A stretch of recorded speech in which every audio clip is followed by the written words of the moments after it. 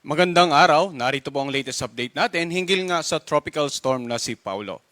Sa latest satellite image animation, mapapansin po natin na yung tinatayang sentro ng bagyong si Paulo ay malayo pa sa kalupaan ng ating bansa. Subalit, yung makapal na kaulapan nito ay tumatama na nga sa ilang bahagi po ng Southern Luzon, particular na sa southern part ng Quezon, sa nakararaming bahagi ng Bicol region at maging dito sa ilang bahagi ng Eastern Visayas.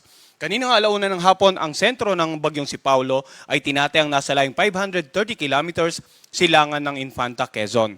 Taglay ni Paulo ang lakas ng hangin na umabot hanggang 75 kilometers per hour malapit sa gitna nito at ang pagbugso ng hangin aabot hanggang 90 kilometers per hour. Sa kasalukuyan, kumikilos ito pakanluran sa bilis naman na 20 kilometers per hour.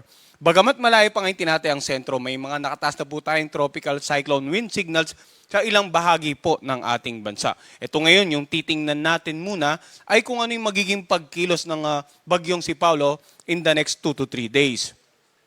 Sa pinaka-latest tropical cyclone bulletin ay pinalabas nga ng Pag-asa ngayong alas 2 ng hapon, makikita po natin ang tinatayang sentro ng bagyong si Paulo kaninang alas 11 ng umaga ay malayo pa nga sa kalupaan ng ating bansa, gaya na nga ng banggit natin kanina.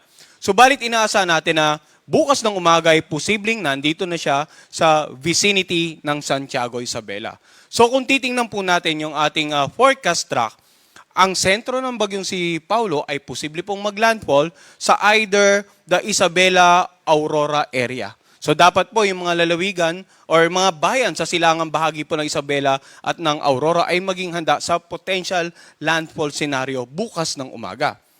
So makikita po natin, no, ito yung pinaka-center track, pero yung area of probability, nasasakupan nga itong nakararaming ilang bahagi ng Isabela at halos yung nakararaming bahagi ng lalawigan ng Aurora sa silangang bahagi po. No? So yun yung isang ine-emphasize po natin pagdating sa pagpapaliwanag ng forecast track at ng area of probability. So ulitin po natin, no, dapat maging handa sa potential landfall bukas ng umaga ay itong lalawigan ng Isabela at ng Aurora. Ngayon, makikita naman po natin na posibleng bukas ng gabi ay nakalagpas na po ito ng kalupaan ng ating bansa at nandito na sa West Philippine Sea. At sa darating na Sabado ng umaga ay tuluyan na itong nakalabas ng ating area of responsibility.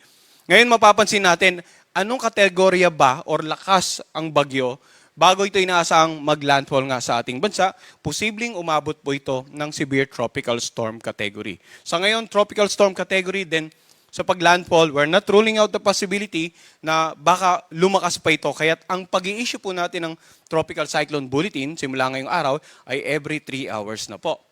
And then mapapansin nga natin sa darating na linggo ng umaga ay halos nandito siya sa Hainan province ng China and then generally towards Vietnam sa darating naman na Lunes ng umaga. So dahil sa pagkilos ng bagyong si Paulo, nakataas pa rin ang wind signals sa ilang bahagi ng ating bansa. Wind signal number 2 po dito sa mga areas na naka-highlight ng yellow. Itong central at saka southern portion ng Isabela. Itong northern portion ng Quirino. Northern portion ng Nueva Vizcaya. Eastern portion ng Mountain Province. Ifugao. Northern portion ng Aurora. So kapag meron tayong wind signal number 2, ibig sabihin, ang lakas na hangin mula 62 hanggang 88 kilometers per hour ay posibleng maranasan sa mga nabanggit na lalawigan or lugar in 24 hours or less.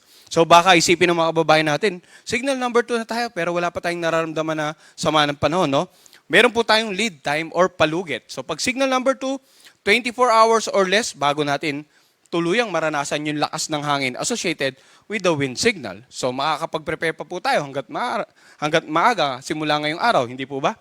Pagdating naman po ng mga areas na naka-highlight ng light blue, yan po yung mga lugar na may wind signal number 1. Ang lakas naman ng hangin mula 39 hanggang 61 kilometers per hour ay posibleng maranasan sa mga lugar nito in the next 36 hours or less. So baka kasi magtaka yung mga kababayan naman natin sa nakararaming bahagi ng Northern Luzon, Central Luzon, some parts of the Southern Luzon area na maaraw pa dito sa ating lugar pero meron tayong wind signal number 1. No? Ang ibig sabihin po kasi nun, hindi naman agad-agad na mararamdaman. Meron pa po tayong palugit, lead time na 36 hours or less para mapaghandaan yung epekto, yung lakas ng hangin na aabot nga ng hanggang 61 kilometers per hour. So ang lalawigan ng Cagayan, natitirang bahagi ng Isabela, natitirang bahagi ng Quirino, ng Nueva Vizcaya, ang lalawigan ng Apayao, Abra, Kalinga, natitirang bahagi ng Mountain Province, Benguet, Ilocos Norte at Ilocos Sur, La Union. Ganon din ang Pangasinan, itong northern portion ng Zambales, sa lalawigan ng Tarlac, Nueva Ecija, natitirang bahagi ng Aurora, northern portion ng Bulacan, northern portion ng Pampanga, northern portion ng Quezon kasamang Pulilo Island, Camarines Norte, northern portion ng Camarines Sur, at itong Catanduanes, nakataas po ang wind signal number 1. Para sa kumpletong detalye po ng mga lugar na may wind signal, mangyari lamang bisitahin din ang aming website at naka-indicate po dito ang link sa ating presentation. Ngayon, pag may wind signal number 1 tayo, ano nga ba yung mga inaasahan natin? Yung lakas ng hangin, 39 to 61 kilometers per hour, maaring minimal or minor threat lang ito sa buhay at sa mga ari-arian. Samantala, kapag meron tayong nakataas na wind signal number 2, minor to moderate threat to life and property. Usually, kapag may signal number 2, mas malakas ang hangin. So, posibleng makapagpatumba ng ilang uri ng pananim, posibleng makasira ng mga bahay na gawa sa mga light materials, posibleng makapagpatumba ng ilang poste ng kuryente, at yung mga bahaging karagatan magiging maalon. Samantala, pag may wind signal number 1 naman, posible ring may mga paminsan-minsang pagbugso na hangin na makapagpatumba ng mga ilang uri rin ng mga pananim, usually mga malilit na halaman. And yun nga, yung mga bahaging karagatan ay posibleng maging katamtaman hanggang sa maalon. So isang epekto po ng malalakas na hangin kapag may wind signal sa ating area ay yung epekto sa mga bahaging karagatan. So hanggat maaari, huwag nang pumalaot ang anumang uri ng sakyang pandagat dito po sa mga lugar na may mga wind signal. Lalong-lalo na po yung mga kababayan nating mga isda at yung mga may maliit na sakyang pandagat. Hanggat maaari, hintayin po natin na lumampas na yung bagyo sa inyong lugar or tuluyan ang makalayo sa landmass ng ating bansa bago po tayo muling pumalaot. So, yung wind signal nagpapakita or nagbibigay sa atin ng idea kung ano yung lakas ng hangin. Hindi po yung dami ng ulan, no? And from time to time, hanggat papalapit ang bagyo, maaaring yung mga lugar na may wind signal number 2 ngayon, depende po sa magiging lakas ng bagyo, habang lumalapit ng kalupaan ng ating bansa, posibleng magkaroon pa ng mas mataas na wind signal. Samantala, maaari ring lumawak yung mga lugar na may wind signal, kaya't antabayanan nyo po palagi yung 3-hourly update ng Pag-asa. Pag-usapan naman po natin ngayon yung pag-ulan na dala ng bagyong si Paulo. So sa pinaka-latest weather advisory po natin, makikita po natin yung color coding naman na pine-present natin ngayon ay patungkol sa posibleng dami ng ulan na babagsak sa mga lugar in the next 24 hours. So simula po ngayong hapon hanggang bukas ng hapon, mga pag-ulan na posibleng umabot ng around more than 200 millimeters of rain sa lalawigan ng Aurora. Samantala, 100 to 200 millimeters of rain dito nga sa mga lugar na naka-highlight po ng orange. Ito po yung lalawigan ng Cagayan, kasama ang Babuyan Island, Isabela, Nueva Vizcaya, Quirino, at Nueva Ecija. Yung mga lugar naman po naka-highlight ng yellow, yan po yung mga lugar na may inaasang pag-ulan mula 50 hanggang 100 millimeters of rain. Ngayon, ano ba yung threat or yung banta ng madaming pag-ulan sa inyong lugar? Lalong-lalo na po sa mga kababayan nating naninirahan sa low-lying areas at malapit po sa mga tabing ilog, posibleng makaranas po ng mga pagbaha. Sa mga low-lying areas, vulnerable sa pagbaha. Sa mga tabing ilog naman, posibleng umapaw yung level ng tubig sa inyong ilog dahil sa patuloy na pag-ulan. Or maaari namang sa mga karatig lalawigan, patuloy na nag-uulan, tumaas ang level ng ilog at nagkataon na yung outflow ay papunta sa inyong kabayanan. So dapat aware po tayo, ang ating mga local government, ating local disaster reduction managers sa mga areas na vulnerable sa flash floods. In terms of pagguho ng lupa sa mga kababayan po nating nakatira sa mga paanan ng bundok, maging alerto po, no? Lalong-lalo na kung ilang araw nang umuulan sa inyong lugar, may potential po na baka malambot na yung bahaging kalupaan, and any additional rains in the next 24 hours ay pwede pong mag-trigger ng mga pagguho ng lupa. So as early as yesterday, nagpalabas na po tayo ng mga tropical cyclone bulletin, nagbigay tayo ng babala in advance. Sana po, bago lumapit yung bagyo bukas, ay wala na po tayong paggagawing paghanda dahil totally nakapaghanda na po tayo during the last 36 hours. And then, yung pag-ulan naman natin, simula bukas ng hapon hanggang Sabado ng hapon, makikita natin na dahan-dahang lumipat yung pinakamaraming pag-ulan mula po sa silangang bahagi ng ating bansa papunta sa kanlurang bahagi ng ating bansa dahil kung nakita natin sa ating forecast track, yung bagyo inaasahan po natin by Saturday, nandito na sa West Philippine Sea. Pero magdudulot pa rin ng napakaraming pag-ulan, more than 200 millimeters of rain, sa lalawigan ng La Union at sa Benguet. Ito pong mga kabundukan dito, maraming mga kababayan nating naninirahan sa malapit sa paanan ng bundok, maging alerto pa rin po sa mga posibleng pagguho ng lupa sa mga low-lying areas, mga pagbaha naman po.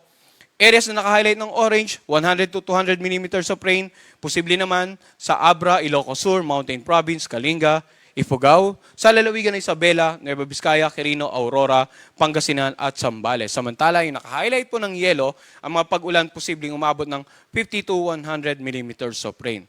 So, bukod po sa paghahanda para sa epekto ng malalakas na hangin sa mga lugar na may wind signals, kailangan maging handa rin po tayo sa epekto ng ulan, sa dami ng pag-ulan na pwedeng magdulot ng mga pagbaha at pagguho ng lupa sa mga lugar din po na nabanggit natin. Para po sa kumpletong detalye, maging yung mga kabayanan na posibleng nga makaranas ng matitinding pag-ulan, mangyari pong bisitahin ang aming website. Ang link ay provided po dito sa ating presentation. In terms of banta naman ng daluyong o yung matataas na along maaaring humampas sa mga coastal areas or dalampasigan dahil sa paparating ngayong bagyong si Paulo, mapapansin po natin sa ating mapa na may mga coastal areas po dito sa bahagi ng Aurora, sa buong Isabela at ilang bahagi ng Cagayan na naka-highlight po ng orange. Ibig sabihin, ang posibleng tumama dyan na daluyong ay mula 2.1 hanggang 3 meters ang magiging wave height po nito.